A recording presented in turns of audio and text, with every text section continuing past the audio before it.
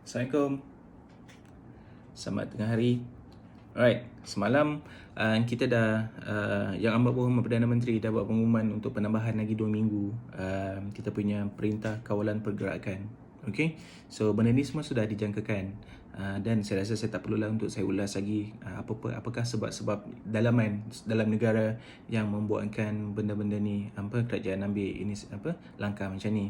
Dan juga, tapi yang menarik sebenarnya untuk dikongsikan adalah selain daripada faktor dalam negara, ada juga faktor luar negara. Okey, maksud saya adalah kerajaan kita melihat situasi negara-negara lain yang telah mengalami krisis yang sama, tapi sudah berada di fasa yang berbeza berbanding kita. Contohnya, mungkin kerajaan melihat kepada China, mungkin kerajaan melihat kepada Italy, apa yang berlaku kat Italy. Kerajaan melihat apa yang berlaku di Iran contohnya, di Spanyol ataupun di Perancis, di Sweden ataupun di United States. Okay, so mungkin faktor-faktor luaran ataupun mengambil iktibar daripada negara lain membuatkan kerajaan membuat keputusan untuk menambah lagi 2 minggu. Okay, but apa yang saya nak kongsikan pada hari ini adalah sesuatu benda yang beberapa benda yang positif.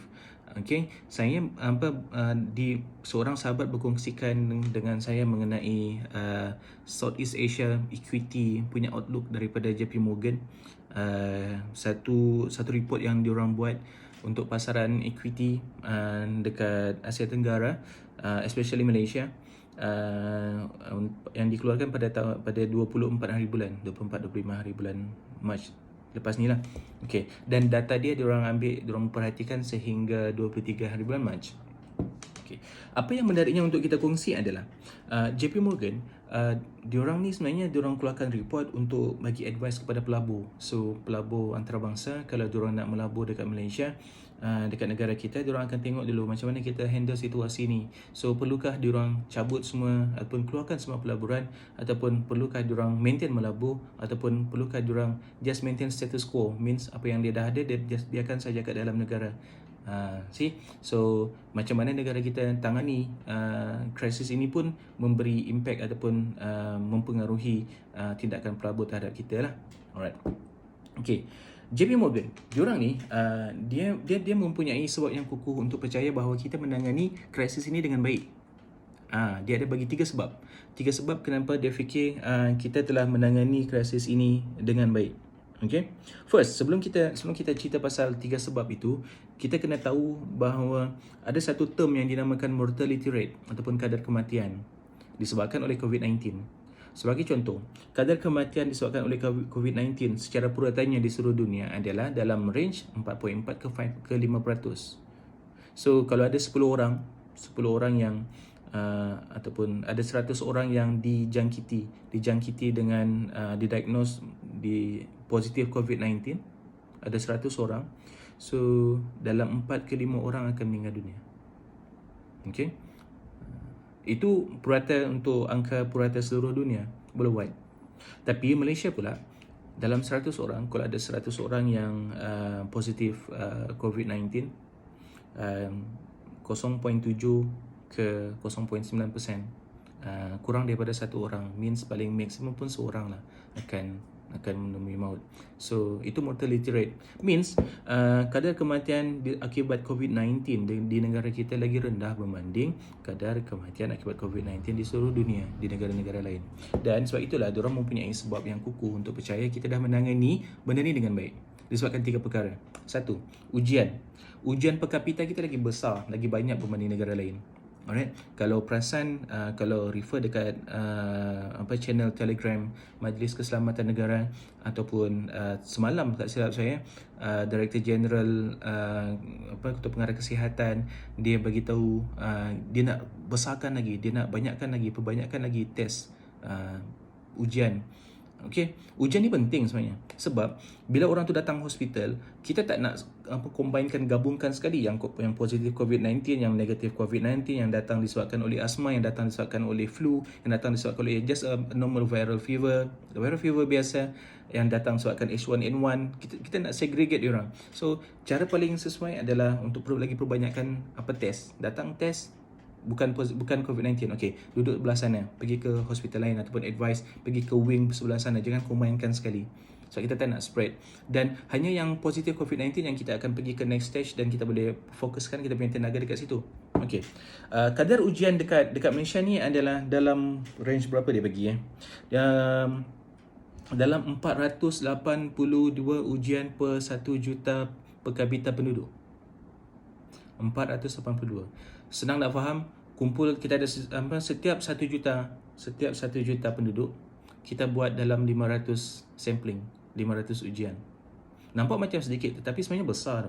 Sebenarnya besar. Negara-negara ASEAN lain diorang buat hanya 6 ke 109 ujian untuk 1 juta penduduk.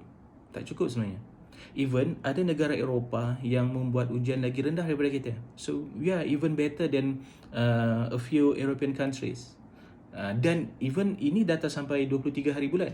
Semalam Director General of Health bagi tahu dia nak tambah lagi, dia nak besarkan lagi data ni. Dia nak buatkan lagi banyak ujian. Sebab inilah yang dibuatkan oleh Korea. Diorang tak buat lockdown, tapi diorang buat mass testing, mass test kit keluar, ambil sampel dan asingkan. Okey? Satu, data ataupun ujian kita besar. Yang kedua, kerajaan kita dah buat MRO. So bila kerajaan buat MRO means kita dah tutup, satu sekolah tutup, kebetulan masa tu pun cuti sekolah. Tutup sekolah, nak kata lockdown pun tak, nak kata tak lockdown pun tak. Actually dia antara kawalan pergerakan dengan complete lockdown lah. Askar pun ada. So kita tutup sempadan. Alright. Tiada rakyat Malaysia boleh keluar, tiada rakyat asing boleh masuk, dan rakyat Malaysia yang daripada daripada overseas, daripada negara lain yang nak pulang ke negara kita, dia akan disaring dan dikuarantinkan. Okay, so bagi mereka ini adalah satu langkah yang baik, sebab kita at least kita boleh kekang benda ni.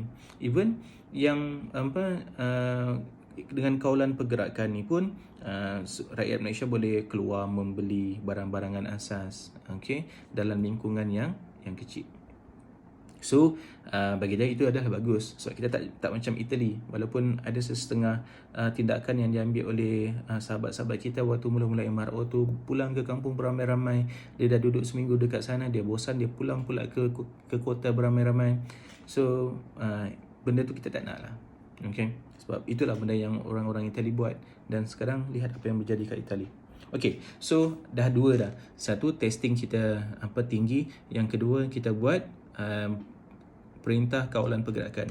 Yang ketiga adalah diorang jangkakan bahawa kadar kematian akibat COVID-19 di Malaysia akan kekal rendah disebabkan oleh kita punya facilities. Okay, data pada tahun 2017 bagi tahu kita ada lebih kurang 1037 katil ICU. Katil untuk ICU. Okay, so itu pada tahun 2017. Jadi dan diorang jangkakan bahawa peak ataupun kemuncak jumlah jangkitan dekat Malaysia ni paling tinggi pun nanti dia akan stop pada angka yang betul-betul positif, akan stop pada angka 6,300. So kalau 6,300, dan selalunya yang memerlukan rawatan ICU adalah dalam 10%. So dalam 600 ke 700 lah. Dan kata kita cukup. Satu. Yang kedua, kalau perasan kerajaan siap dah mobilize, contohlah Lembah Kelang, HKL dan juga Sungai Buloh.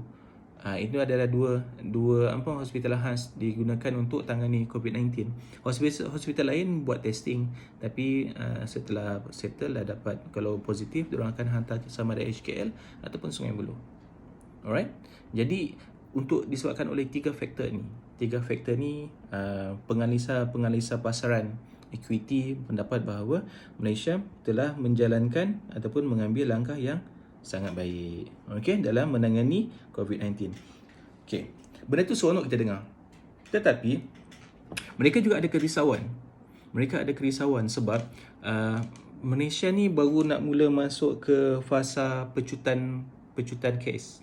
Okey, dia ada 5 fasa. Satu, fasa perkembangan awal. First wave dulu, orang mula-mula nak trigger ataupun dah mula ada orang dilaporkan COVID-19 dekat Malaysia. Okay, dan adalah 12-13 orang. Now kita dah masuk ke fasa pecutan.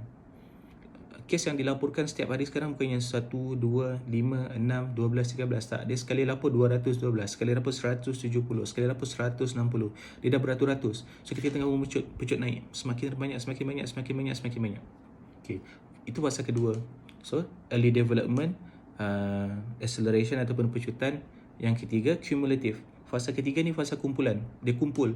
Means semakin banyak juga, dia macam pecutan juga, tapi orang-orang yang sebelum ini dia pun tak tahu bahawa dia ni sebenarnya pembawa COVID-19. Dia baru nak laporkan, dia baru simptom tu baru keluar. So dia accumulate. Akibat daripada aktiviti beberapa ataupun seminggu 2 minggu lepas, dia dah mula banyak. Dia accumulate, berkumpul banyak sehingga ke satu titik yang kita panggil peak punya fasa ataupun titik kemuncak. So selepas daripada titik kemuncak barulah dia akan turun. Okay. Kalau senang nak tengok sebenarnya schematic chart ni dia macam ni. So, okay. Curve dia sama. Tak kisahlah macam mana kita banyak ke, kita sikit ke, ramai ke yang diagnose, tak ramai ke yang dijangkiti. Still, dia akan ikut curve yang sama. Iaitu, ini adalah fasa perkembangan awal. Malaysia sekarang ni dekat sini dengan Japan, UK, US, France, Germany, Spain. Spain dah mula laporkan yang kes yang sangat banyak sebab orang dah mula dalam accumulation phase. Italy dekat sini, dia dah hampir-hampir ke kemuncak, dan juga Iran.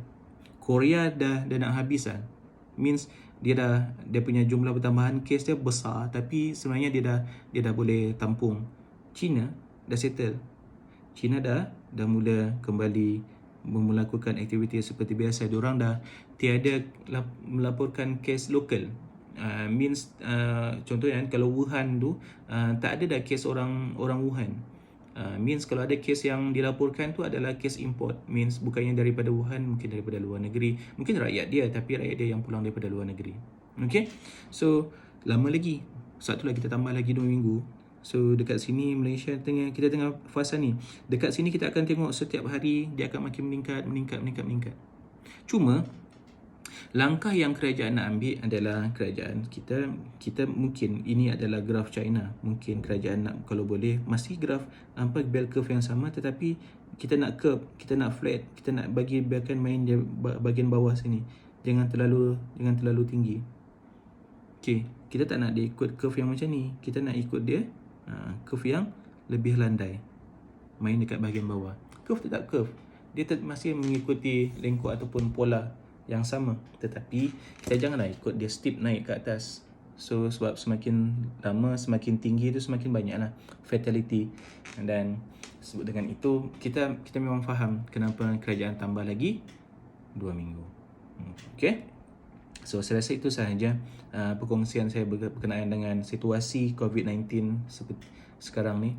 Kita memang tak boleh ramalkan apa yang berlaku di masa hadapan, tetapi dengan trend sebegini, dengan data sebegini, dengan pengalaman yang kita ambil daripada China, kita tengok orang Italy macam mana, kita tengok Iran sekarang macam mana, kita boleh tahu dia punya behavior orang dekat sana, apa kesan dia. Okay, contoh yang paling sesuai, contoh yang paling baik untuk kita ambil adalah China lah. Sebab daripada segi lockdown China lockdown. Sekarang China dah turun, China dah settle lah. China boleh umumkan diorang berjaya menangani. Diorang menang perang dengan COVID-19 ni. Contoh yang kedua adalah Korea. Dia tak buat lockdown, tapi dia buat rapid test. Dia banyak duit, rapid, banyak ujian mega, ujian mass rapid test.